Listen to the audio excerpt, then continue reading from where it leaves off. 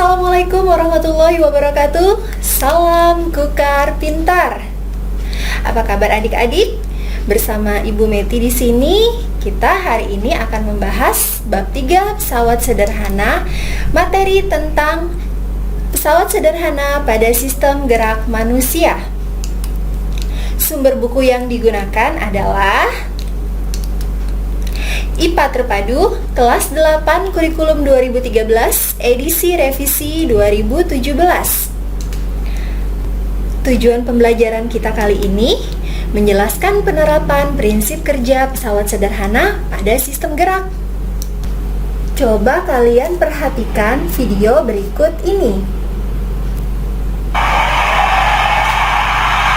Sayang sekali poin pertama didapatkan oleh Choki Chen. Serve lagi. Ayo Jojo. Dia dalam posisi yang jalan angin keluar. Ya, 2 kali ya berturut-turut di sebelah kiri. Itu 1-2 angka begitu berpengaruh.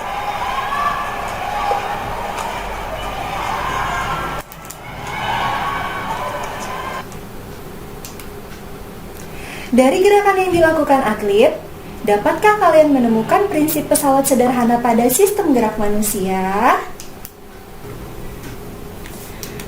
Ternyata, selain pada peralatan yang biasa kalian gunakan pada kehidupan sehari-hari yang seperti kita bahas pada pertemuan yang lalu, ternyata prinsip pesawat sederhana juga ada yang berlaku pada struktur otot dan rangka manusia. Serupa dengan video yang telah kalian saksikan tadi, di sini ada sebuah tangan yang sedang memegang beban. Jadi, apakah gambar yang kita lihat ini merupakan contoh dari pesawat sederhana? Ya, ini adalah contoh dari pesawat sederhana yang terdapat pada tubuh manusia. Mengapa? Baik.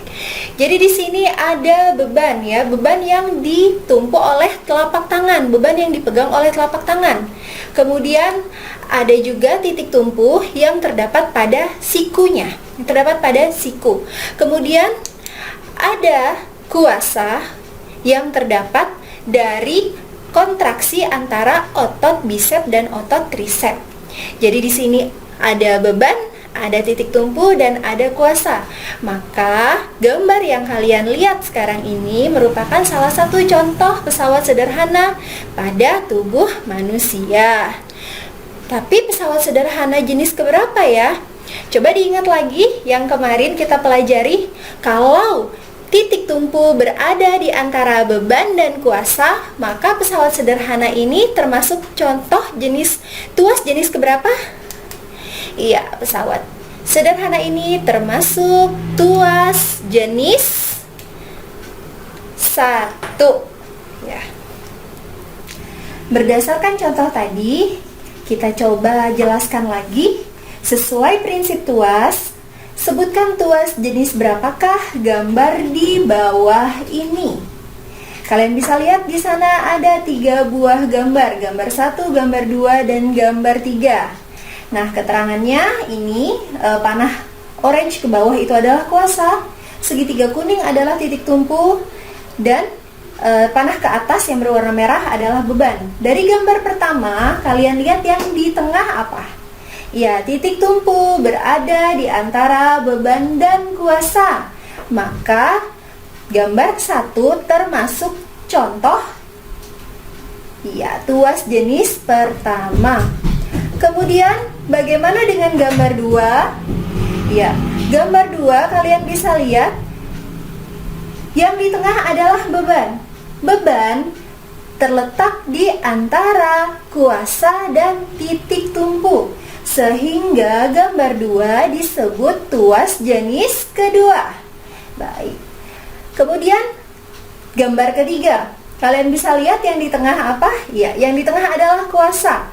Jadi kuasa berada di antara beban dan titik tumpu. Maka gambar 3 termasuk tuas jenis ketiga. Seperti terlihat pada gambar, pengukit jenis pertama, titik tumpunya berada di antara kuasa dan beban. Hal ini terjadi ketika pemain bulu tangkis menggunakan otot leher untuk menengadahkan kepalanya. Pengungkit jenis ketiga itu kuasanya terletak di antara titik tumpu dan beban. Kondisi ini terjadi ketika pemain bulu tangkis menegangkan otot lengan dan bahu. Pengungkit jenis kedua itu apabila beban berada di antara titik tumpu dan kuasa. Kondisi ini terjadi ketika otot betis pemain bulu tangkis mengangkat beban tubuhnya dengan bertumpu pada jari kakinya. Sekarang kita melihat sebuah gambar lengan dalam posisi yang lurus memegang sebuah gelas. Di sana sudah ada keterangannya bahwa telapak tangan memegang beban.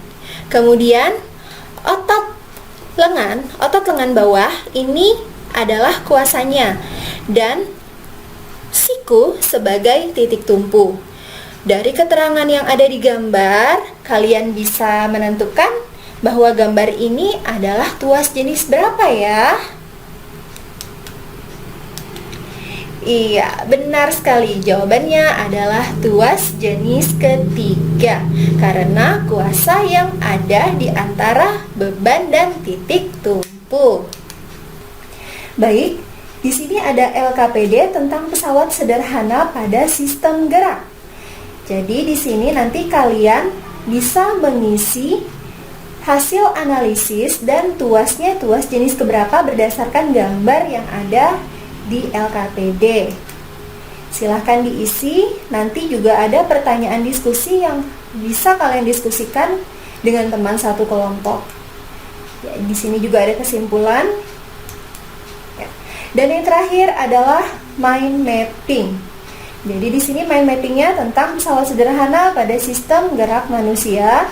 Di sana juga sudah ada keterangan apa yang harus kalian cari untuk mengisi mind mappingnya.